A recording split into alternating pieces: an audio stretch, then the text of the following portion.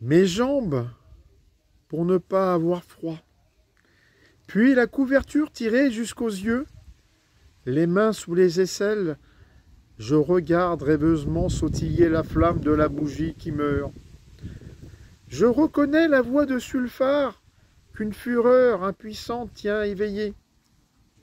Ce qui me fout à ressaut, explique-t-il au petit Belin, c'est d'aller me faire fendre la gueule pour aller prendre 3 champs de betteraves qui ne servent à rien.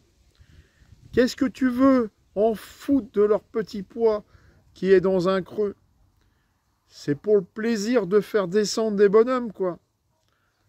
Le monologue de Rouquin doit bercer le gosse comme une chanson de maman.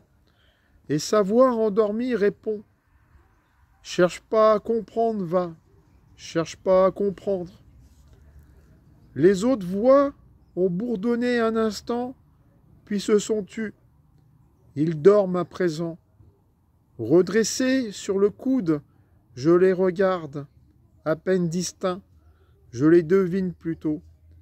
Ils dorment sans cauchemar, comme les autres nuits. Leurs respirations se confondent. Lourd souffle de manœuvre, sifflement de malade, soupir égaux d'enfant.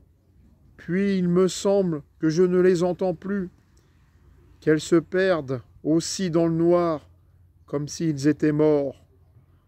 Non, je ne peux plus les voir dormir. Le sommeil écrasant qui les emporte rassemble trop à l'autre sommeil.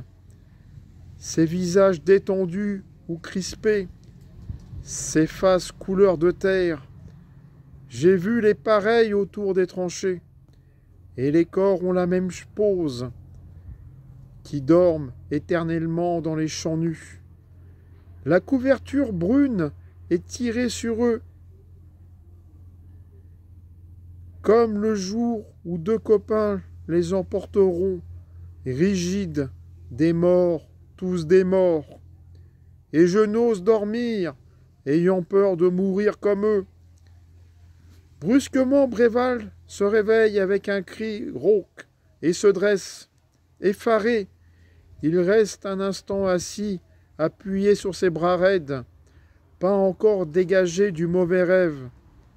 Il se force à rire.